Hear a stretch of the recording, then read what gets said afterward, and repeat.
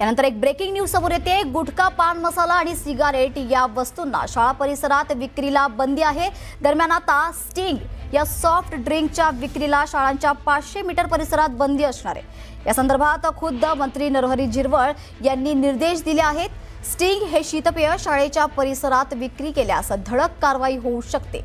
सभागृहात आमदार विक्रम पाचपुते यांनी या संदर्भात सवाल उपस्थित करत बंदीची मागणी केली।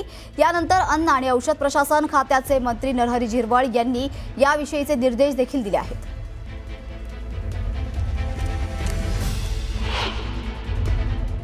की स्टिंग हे घातक आहे हे स्वतः कंपनी मान्य करते। तर जसं आपण तंबाखूजन्य पदार्थांप्रमाणे स्टिंगच्या बाटलीवर देखील सुद्धा हे ठळक लिहिलं पाहिजे, कारण सरकारचा एक नियम आहे की त्यामध्ये लिहिलं पाहिजे। स्टिंगने त्याच्यावर लिहिलंय पण ते वाचता येत नाही अध्यक्ष महोदय, आपण जर बाटली पाहिली तर लक्षात येईल। त्याचबरोबर दुसरा माझा हा पॉइंटेड प्रश्न असा आहे की 18 वर्षाखालील मुलांना स्टिंग विक्री केल्यानंतर त्याला कोणतीही मान्यता देता कामा नये, त्यासाठी आपण काही कोणता नियम आणणार आहोत का? तिसरा माझा पॉइंटेड प्रश्न अध्यक्ष महोदय आहे, जसं आपण तंबाखूजन्य पदार्थ हे 100 यार्डच्या आतमध्ये शाळेपासून विक्रीला परवानगी दिली नाहीये, तर तसे काही निर्बंध आपण आणू शकतो का? फूड अँड सेफ्टीच्या जे 2006 चे निकष आहेत, म्हणजे जो अध्यादेश आहे त्याच्यामध्ये ही आयुक्तांना परमिशन आहे। मंत्री महोदय हे आयुक्तांना आदेश देतील का? त्याचबरोबर माझा चौथा पॉइंटेड प्रश्न असा आहे की स्टिंगची जी धोकादायक आहे याची माहिती फलक हे त्या विक्रेत्याकडे आपण लावायला त्याला सांगणार का?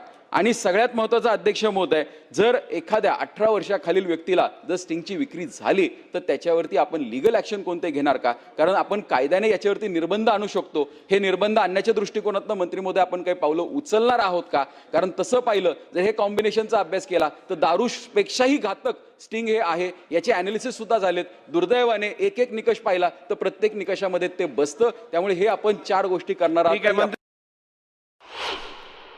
स्ट्रिंग ड्रिंक एनर्जी ही जी काही शाळेच्या आवारात विकली जाते, अशा पद्धतीने सन्माननीय सदस्यांनी जे सांगितलं ते काही अंशी खरं देखील त्या ठिकाणी आहे।